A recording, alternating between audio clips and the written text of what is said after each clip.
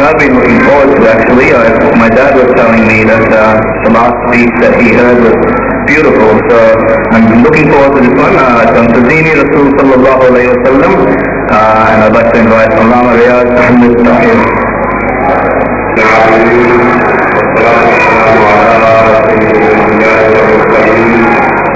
وعلى آله وأصحابه وأوليائه أجمعين. أما بعد فأعوذ بالله من الشيطان الرجيم. بسم الله الرحمن الرحيم. قال الله سبحانه وتعالى في القرآن المجيد والفرقان الحميد ولله العزة ولرسوله وللمؤمنين ولكن المنافقين لا يعلمون. صدق الله العظيم وصدق رسوله النبي الكريم. السلام علیکم ورحمۃ اللہ وبرکاتہ. آج کی اس پروگرام میں اور اس محفل میں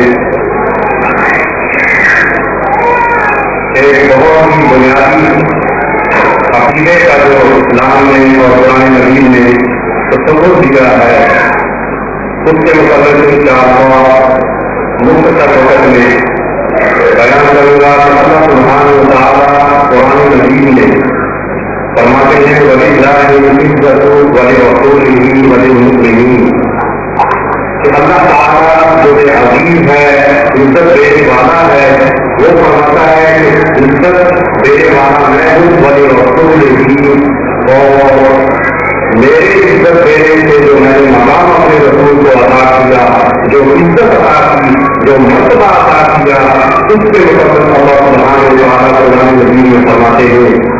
اب قرآن کی دوسری آیت سے پوچھتے ہیں کہ اے خالق کائنات, تو اپنے رسول کی عزت کو بیان کرتا ہے, ذرا ہمیں وضاحت کو کر دے کہ تیرے رسول کی بارگاہ میں جب حاضر ہو, جب موجود ہو, صحابہ میں کیسے عزت کرے, اور بعد کے آنے والے جو ہے اس نبی کا کلمہ پڑھنے والے جو ہے وہ اس نبی کی عزت کیسے کرے. تو اللہ سبحانہ و تعالیٰ نے قرآن مجید میں ارشاد فرما دیا یا ایھا الذین آمنوا لا ترفعوا اصواتکم فوق صوت النبی کہ اے اہل ایمان, اے مسلمانوں, اے ایمان والوں, میرے نبی کی بارگاہ میں جب تم حاضر ہو, میرے نبی کی بارگاہ میں جب حاضر ہو, جب سامنے جاؤ, تب وہ نبی زندگی میں کسی کا بھی موجود ہو, جب دنیا سے تشریف لے جائیں تو اے اہل ایمان نبی کی بارگاہ میں جب حاضر ہو تو اپنی آوازوں کو سخت رکھو, نیچا رکھو.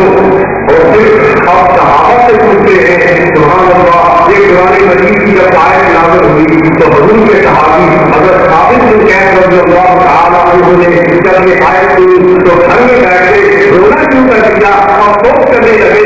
حضور نے مسجد نبی میں جب اپنے پیارے صحابی کو 2 دن نہیں دیکھا تو حضرت صاحب سے پوچھا ثابت بن قیس نظر نہیں آتا, نماز پڑھنے کو نہیں آتا, تو جواب دیا گیا یا رسول اللہ جب سے یہ آیت نازل ہوئی ہے ان کی قدرتی طور پر آواز بلند تھی تو آپ کی مسجد میں بیٹھتے تھے, درس سنتے تھے, حدیث سنتے تھے, تو کئی دفعہ ان کی آواز ہوئی آپ کی آواز سے بلند ہوئی تو وہ رونا شروع ہو گئے ہیں. اب سوچ کرنے لگے ہیں کہ میری تمام عمر کی نیکیاں جو ہے, سب کچھ جو ہے, محنت جو ہے وہ ضائع ہو گئی ہے. تو حضور نے فرمایا جاؤ میرے پیارے صحابی کو بلا کر لاؤ. تو حضور کی بارگاہ میں جب وہ صحابی حاضر ہوئے تو حضور نے فرمایا اے ثابت کہاں رہ گئے تھے, 2 دن کیوں نہیں آئے؟ تو انہوں نے جواب دیا یا رسول اللہ کچھ کی دور کا آواز بلند تھی, کئی دفعہ آپ کے سامنے میری آواز آپ کی آواز سے بلند ہوئی, تو میں اللہ تعالیٰ کہتا ہے کہ تمہارے سارے عمل نہیں ہوا, تو میں نے جو اسلام کی حالت میں, ایمان کی حالت میں جو میرے کام کیے یا رسول اللہ, اس آیت کے بعد تو لگتا ہے رونا روز اس لیے رہا تھا اور وہ اس لیے لگ رہا تھا کہ میری ساریاں نیتیں جو ہے وہ ضائع چلی گئی. تو حضور نے صلاۃ السلام کی زبان سے جو الفاظ نکلے جو حدیث کو منزل ہے تو حضور نے فرمایا امان کرا اے میرے صحابی تو کیا اس بات سے راضی نہیں ہے ان تعریف کا حمیدان کہ تو قابل تعریف زندگی نصر کرے وقت کھلا کے حیمن اور جب شہادت کی موت آئے وقت کھلا جنہ اور تو جنت میں داخل ہو. سبحان اللہ, اس حدیث کے الفاظ میں حضور نے بتا دیا تو تو باقی تاریخ زندگی گزارے گا اور تجھے شہادت کی موت آئے گی اور شہادت کے بعد تجھے جنت کی نصیب ہوگی. سبحان اللہ. تو جب حضور نے یہ خوشخبری تو صحابی کیا کہتے ہیں رضی یا رسول اللہ اے اللہ کے رسول اب آپ کے رب کی عطا سے آپ کے رب کی بخشش سے شہادت کی موت سے رسول جنت تک وقت کا شکر ادا کرتا ہوں. حضرت عمر کا دور ہے. حضور علیہ السلام دنیا سے تشریف لے گئے ہیں. بعض لوگ کہہ سکتے ہیں کہ یہ تو قرآن کہتا ہے کہ جب نبی سامنے گفتگو کر رہا ہو ان کی آواز کو گرم آواز نہ کرو. ایسی بات نہیں ہے. حضرت عمر کا دور ہے. امیر المومنین ہے. مسجد نبی ہے.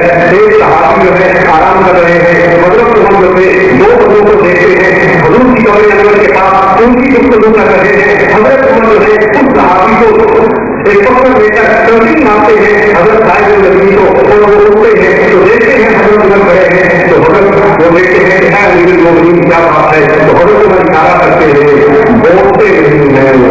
حضرت عمر اشارہ کرتے ہیں کہ جاؤ صاحب وہ دو بندے ان کی گفتگو کر رہے ہیں قبر رسول کے پاس ان کو بلا کر لاؤ. جب ان کو بلا کر لایا جاتا ہے تو حضرت عمر پوچھتے ہیں کیا تم مدینہ کے رہنے والے ہیں؟ تو ہم مدینہ کے رہنے والے نہیں ہیں. سبحان اللہ. مسلمانوں کو حضرت عمر کیا کہتے ہیں فرماتے ہیں کہ اگر تم مدینہ کے رہنے والے ہوتے تو تمہیں سزا دیتا یہ سزا مارتا اس لیے کہ تمہیں پتہ نہیں ہے. اللہ سبحانہ و تعالیٰ قرآن مجید میں فرماتے ہیں لا ترفعوا اصواتکم کہ اپنی آوازیں جو ہے نبی کی بارگاہ میں بلند نہ کرو. تو صحابہ حضرت عمر کی بات سے پتہ چلتا ہے اور یہ واقعہ امام بخاری نے ذکر کیا. صحیح بخاری میں حدیث امام بخاری نے اور کی کہ حضور کے دور کے بعد حضرت عمر فاروق کے دور کے بعد دو گاؤں سے آنے والے شاید سے آنے والے لوگوں کی آواز بلند ہو گئی. تو حضرت عمر نے فرمایا کیا تم نے قرآن کی آیت نہیں سنی؟ اور پھر آپ اگر مدینہ گئے ہیں تو حضور کی جانی قبر کے سامنے جانیوں کے اوپر کی آیت لکھی ہوئی ہے یا ایھا الذین آمنوا لا ترفعوا اصواتکم فوق صوت النبی کجهر بعضکم لبعض ان تحبط اعمالکم وانتم لا تشعرون. کہ اے ایمان والو اے قیامت تک آنے والوں اس نبی کی بارگاہ میں جب حاضر ہو تو اپنی آواز